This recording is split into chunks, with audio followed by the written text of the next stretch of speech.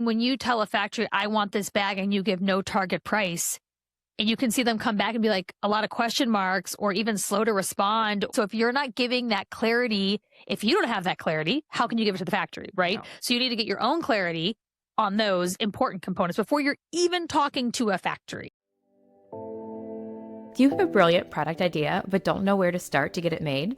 Or are you looking to level up your product but afraid to take it overseas? If so, you're in the right place. Hi, I'm Jackie. And I'm Erin, and we are The Sourcing Gals. your trusted guides to everything you need to know about sourcing, manufacturing, and scaling your product overseas. Whether you are just starting out or you've been making your own product for a while, we are here to help women source products overseas without the overwhelm. In each episode, we'll share insider tips, actionable strategies, and inspiring stories to help you source more effectively, save time, and boost your profits. Duh! We know how hard it can be to juggle the ins and outs of product development, but don't worry, we've got your back. So grab a cup of coffee, get comfy, and let's dive into how you can grow your business, Make more money. and turn your products into profit. Welcome to The Sourcing Gals. Now let's get started. High five. Hi.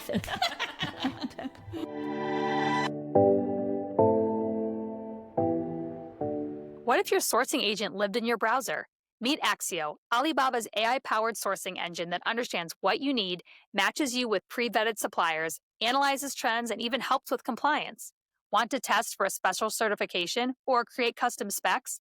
Axio handles that as well. As the Sourcing Gals, we've used it to cut sourcing time from weeks to minutes. And with our code, The Sourcing Gals, you get 10% off your monthly subscription. If you're launching or scaling a product-based business, this tool changes the game. Try Axio with our code today. Link is in the show notes. All right, welcome to another episode of The Sourcing Gals. We're back again this week with some nitty-gritty is not the right word, but kind of like square one thoughts Yeah.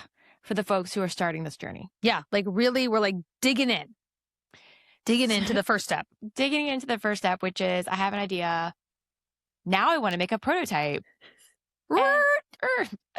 Cue So- record screech. That's the record / breaks. Yeah, both. Yeah. Both. A lot of people who come to us, the majority, say, I need to just find somewhere to get a prototype made. Like, I'm ready to prototype. I have an idea. Let's go on a sample. And we typically, and people don't love this. It's not their favorite, but we tend to like back people up a few steps. Correct. Like a few 100 feet. A few hundred. Why do you think people are always ready to jump into a prototype? Because I think it's exciting. Yes. Right? Like it's the thrill of seeing your idea get brought to life. I totally get why. I mean, to me, it's the most exciting part of the journey is taking, again, that idea, that concept, and seeing how a factory can execute it. Yes. I mean, I unpacked a box of factory samples this morning and got that excited feeling in my stomach about like, oh, these are gorgeous. And I think it feels like progress, right? If you've been thinking or ruminating on this for so long, and then you're finally like, yes, I'm ready. Like, let's get going. But the problem that we see with so many founders is that by missing all the steps that we're going to talk about and jumping right into the factory conversation, that is where there is just so much more spin that gets involved. Lost samples, timing, money drain, like all these things that happen then at that proto stage because you haven't answered these other questions. Time loss, money loss. I mean, it just, and then you end up thinking, oh, it's a bad factory. It's the factory's fault. And it's like, well, actually, like, right. It's like if you baked a pie and the pie wasn't good when you were done and you tried to take the filling out and replace it, it would be a mess. You need to go back, tweak your ingredients, make a new pie. oh, see, I thought you were going to say blame it on the oven. Blame it on the oven. Oh, my oven sucks. No, but I think that I equate it to that because like I'm not a good baker. So there are things I've just had to toss and redo because I didn't do the proper steps from the get-go. You didn't follow the recipe. Didn't follow. So let's back up and talk about before you prototype.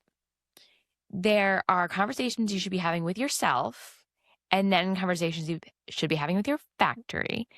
What are the conversations that you should have with yourself? I personally think your channel of distribution is a huge oversight. And for those that haven't heard me explain this, I consider your channel of distribution like how you plan to sell it. And that also includes who your target market is.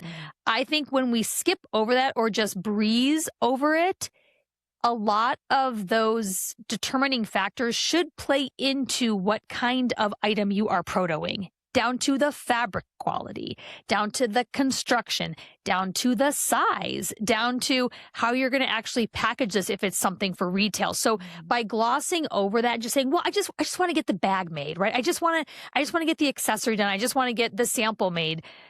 Yes, but who is that sample intended for? Because that is going to guide so many of your decisions. And it is a huge asset to use with your factory as well. Huge asset. Huge asset to be able to Explain tell why. them. So a factory has so many ways to bring a product to life for you, right? If you are trying to create a product for Walmart versus Target versus Nordstrom versus Saks Fifth Avenue versus a boutique, right? Like you can just in your head Right. If you're perceive. going to Bergdorf Goodman, you're not making the same type of style as if you're going to Target. I mean, imagine again a handbag in every single one of those stores. It could be the exact same silhouette for the most part. Yeah. But what changes is the fabric. Is it real leather? Is it faux leather? What changes are the finishes. Is it metal? Is it plastic? Is it custom hardware? I mean, all of these details that go into what The defines. lining, Yes. We just designed a bag for a client, and we put in fusible interfacing so that it wasn't so slouchy. It had more structure. It was a higher end product. Correct. And so all of those details determine your end consumer determines all those details. Like that should drive a lot of your development and concepting. So you're saying end consumer, but we're also saying your retail price. 100%. 100%. The end consumer goes to what can they afford to pay, Right. comes down to what can you charge. And then again, even knowing we talk about this all the time, do you plan to sell on e-com?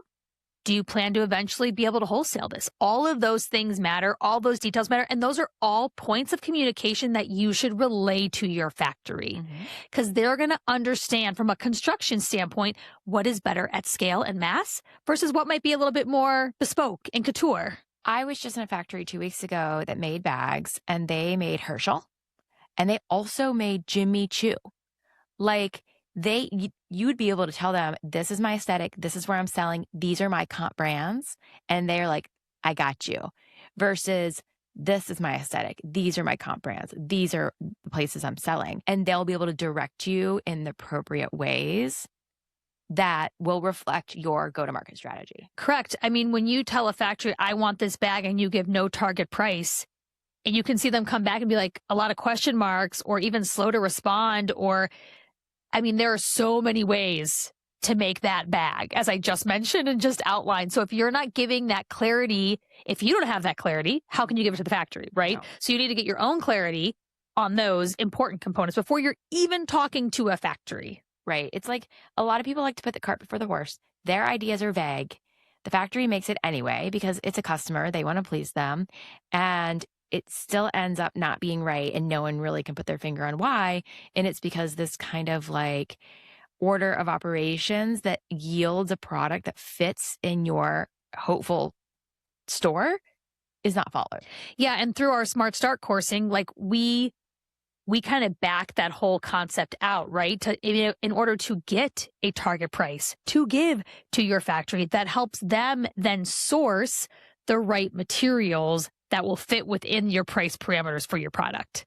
Of course. So think about if you went ahead with a prototype, you maybe spent $50 on sample fabric. You spent $175 to ship that proto to you, and it's wrong.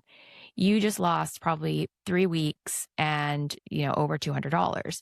And you kind of, if you have to scrap it, like with the pie, if you have to scrap it, then, everyone's like already coming to the table a little bit disappointed. Yeah, I was just gonna say that really it affects your factory, right? Your lack of clarity reflects poorly on the factory if you continue to sample, sample, sample, sample. I mean, those factories want you to get to PO as well, right? They want to get to PO.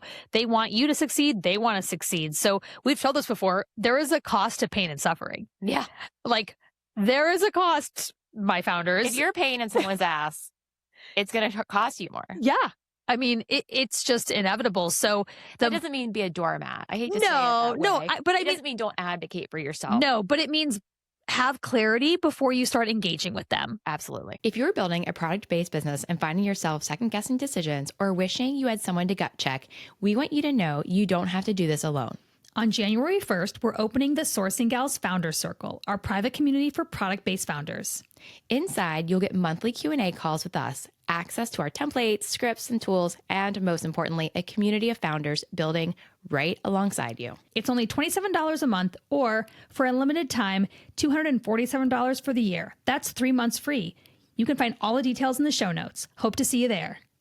Like, would you walk into a business meeting before having your shit pulled together? Like, probably not, So like, get your shit pulled together, really think through. And I also am a huge fan if you can prototype domestically on your own. Or even in your house. Like if you can craft it together just to get some overall vibe feedback. We have a couple of founders, actually, one we just spoke with, who she made her own first prototype and she's using it right now. And it's definitely nowhere near what the final product's going to be, but she's testing it with her own crafty makeup so that when she does go to the factory and she starts conversing, she's that much more clear on, okay, this worked, but this didn't work. And I want this thing for these reasons. Exactly. I was thinking about, so the factory, what they need from you is they need to understand your end vision. They need to understand your ideal price point. They need to understand any non-negotiables or areas where you're flexible, because while you want to give them a lot of direction, you also still need to have flexibility. With direction doesn't mean that it's going to hit that direction 100% nail on the head and no comments are ever going to be needed from that point forward. That's not what we're saying. Correct. I'll tell you an example of this, and maybe it's a loose example, but for my own pajama brand, I ended up adding pockets. It was a big feedback. Customer feedback was like, we want pockets. I'm like, yeah, duh. Like, why don't I have pockets in them? So I added pockets. So I went to the factory actually with my own design for what I thought were pockets. I went and comped retail. I sent it to them and they actually came back to me and said, hey, have you thought about these pockets instead? They were side seam pockets versus like patch pockets in the front. They're like, we actually think with your fabric, this is going to be an easier construction. It's going to sit better, blah, blah, blah. They came back to me with a sample of it and I was like, brilliant. Like way better than what, again, it was a pocket. Again, maybe a silly reference, but it was something where I came to my factory with one thing. They actually had a better idea. And this was their head of tech design in the factory telling me they actually think that with my fabric and with the way that it drapes and blah, blah, blah on the body, like that this would be a better outcome. And like, that's something where when you go with your protos and you have your ideas and thoughts, yes, I know I wanted my non-negotiable was I wanted pockets in my pants. Mm-hmm. Was I open to them maybe adjusting the design or the functionality to be more customer facing, more easily usable and less distracting maybe on the body? And they knew it. This is a bizarre way to put this, but it's not like you went to them and said, we need some sort of pocket somewhere in my set. Like a front chest pocket? Is that a back tush pocket? Is that side cargo pockets? Like what are you expecting? You're like, no, 2 side pockets on the pants. Correct. And I sent them images. Right. And I sent them some samples. And again, I was open to their feedback and they know that. Like they're a relationship that I've had for a while. And I'm always telling them if there is a more efficient way to make this, if there is a better production friendly way, because cost matters for me, but also aesthetics do, like bring them to me, right? So letting your factory know even that you're open to some suggestions they have, because guess what? As we've said this before, you send them a retail dupe or you send them a version of what you've sewn. A lot of factories will take that very literally. Super literally. The way in which you construct it might not be the most friendly for bulk production. And to be honest, it might even be more aesthetically pleasing the way that they would do it. Sure. Because they're a factory and they have a lot better machinery than we do here in the US. Absolutely. They do. And a lot more experience dealing with everyone across the board, not just you. So I also want to address, not everything is like a pie you throw out. Like there are also samples that you get the first time that serve a purpose that aren't your full idea. Again, when I was in China, I looked at mock-up samples. They were not the correct fabric. They were not the correct zipper. They were not the correct leather. It was like black leather and a green zipper on orange and white striped fabric. It was a wild style. But we were looking at it for the shape. We were looking at it for the silhouette. And the factory was able to say, this is incorrect for all of these things, but it is correct for this aspect of what you wanted. Let's review it first before we spend all this money cutting up your very nice fabric that we just procured. When we only, in our sample fabric, I think we only got a couple yards. They don't want to chop it all up to make something when I could see it in like kind of a mock-up and give feedback. So not everything is going to be perfect on first sample, and then you ride into the sunset. That leads me to another point, though. For a lot of products, too, if you want a sample faster, they might not have even procured your better fabric quality in yet. They might just say, hey, if you're cool with it, we have something somewhat similar in our back room. We can churn this out for you right now. And sometimes it's actually better because maybe you see that fabric in person and you thought you were going to go one direction, and you see the sample product and you're like, actually, you know what? This might actually work. And then guess what? The factory's already ran it before, right? Not that you would necessarily use that exact fabric, but it's a quality they're familiar with. So it can also speed up the production quite significantly if you are willing to let that first proto come to you in their available fabric, what they have on hand. Right. So with that bag, we were able to determine, yeah, this is orange stripes, but it was the right weight. And it was not weighty enough. We needed to add a lining and interfacing. And the handle, sure, it was black. It should have been brown. But it was the right, it was still the right like faux leather. So we put some boning into the handle to make it more structured. All those things that you can see from a sample that's not quite right. So maybe it's not quite right for your like final end vision, but it really moves the needle. And I think when people jump right to prototype and they're not talking with their factories about those things, they'll get super scared by something like that. They'll be like, "Ooh, what the heck? Like, this is not what I was expecting." Yeah. And like maybe you think this factory doesn't get me. Right. They don't know me. It's like, no, they're actually just trying to be really savvy and smart and actually save you money, by the way, because if you have to go order custom fabric, it's not only time, you're going to pay for it as well. Yeah. So if you can see that first proto by them using available materials, like that's just being resourceful. Right. Absolutely. The other piece of that is pricing. So a lot of founders who dive right into a prototype first and haven't established that, go-to-market strategy, they don't know what price point they want to be at, they end up with a prototype that is wildly out of budget. Mm-hmm. They could never even buy it and sell it for a price that would make them a good margin. We see that quite a lot. You just build, and you keep adding things into your prototype because it just feels like the sky's the limit. But really, then you've so overshot what your customer would actually pay that you have to start back over from square one. And I think it's important as we talk about pricing too, we've mentioned this in other podcasts that, there's a price that you're going to get when you are buying 200 units, 500 units. There is a different price you're going to get when you're buying 1,000 and 5,000. You should ask for all those prices. Mm-hmm. You should know, and also know that you're not going to hit probably your wholesale price at your first production run. No. Like you are going to have to start at a place where you're either a little bit more margin neutral, or maybe you're not doing wholesale to launch yet. You're going more direct to consumer where you have more control of your margins and wholesales. But you need to know where is the tipping point and threshold before you get into protoing. I'm saying this pre-proto, that eventually your idea can hit a place where you can go to wholesale. And there's your benchmark. Let me back up real quick, because this might not be something people know. You can get an estimate from your factory before they actually sample it. Oh, yes. So when I send a tech pack, I'll say, based on all of the data provided, could you give me like a ballpark cost? And sometimes they'll say, I have no clue. I really have to make this first. If it's truly a brand new innovative concept, but usually they'll be able to say, okay, based on the information you provided, you'll be in this range. Once you know that range and know what that range looks like at 200 versus 5,000, then you'll be able to say, okay, well, we need to knock some of these details down because I am nowhere near where I'd want to be. Correct. Or this is much cheaper than I thought. I really want to be in a premium store. Let's upgrade some of these items. So you'll be able to have those conversations a little bit prior to going into the proto that are extremely valuable and mean that when you do get that sample in your hands, you have a strategy for how you're going to sell it on day one versus how you're going to sell it in 6 months. And I love that idea when you're talking with your factory about the pricing. Ask them.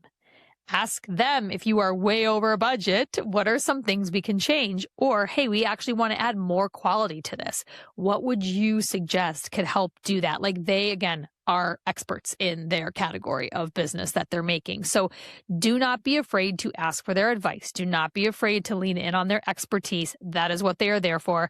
They're not just going to take you for a ride and all of a sudden overcharge you for, adding a snap to your bag. Like they know that if you can't build a sustainable business, they're not going to be getting orders from you. Like it's a two-way street there. So I really think leverage them as an expert as well for the questions that you might be truly curious about, especially when you talk about manufacturing, like the actual cut and make and sew and putting together, which is a very engineered, tactical thing that most all of us, myself included, like doesn't always know order of operations and how important that one stitch and how much of a difference that price can make. Yeah. I sent a tech pack out recently where I wanted the handle of this bag to be like 10 mm. And they came back and they said, actually, that's not possible because where the handle goes in is where the zipper also sews in and the zipper width is 15 mm. And I was like, oh, that makes so much sense. The way I would have done it would have changed the complete side panel construction and it would have inflated the cost probably by $1. But it was an easy conversation to be had. And I was flexible enough with my outcome to say, okay, let's go with your recommendation. Yeah, that's a great example. And again, they're there to help guide you. Hopefully the right partners are going to call those things out, right? And say, hey, this actually is unfunctional or it's not possible, or calling out, if you choose to go forward with this, right? Here's what the consequences are. And so then you get to make the decision. Like you're the founder. At the end of the day, it is your choice on how you want to proceed and what you want to do. But it should always be with the filter of where you want to be selling, what that price you need to be at to sell it, right? And also make money for yourself to build a sustainable business. Absolutely. Couldn't have said it better. No, thanks. It's that sushi lunch I just had. I'm like feeling the carbs right now. Yeah, that like, what do they call it? A blue zone? Like you got blue zone omega-3s flying through your brain. Yes, just like going. Great. I think you'll have a lovely night. Well, I think that's all we have for today's episode. It was a little bit quick and bite-sized for, budding founders who are just dipping their toe into this world. I was just going to say, for those that are just dipping the toe into the world and maybe new to our podcast, we do have some coursework online that really takes you through the whole journey.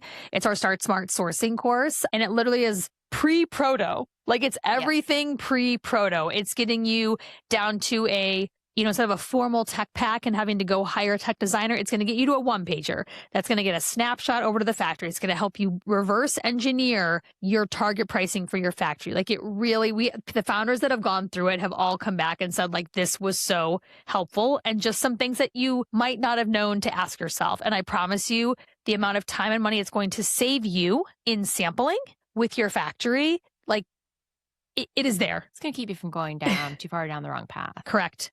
So check it out on thesourcinggals.com. You can go under our courses, click for Start Smart, and check it out because it really is it's a helpful course, and it's not overwhelming. It's a short one. Yeah, it's about 4 modules, and it includes a little quiz.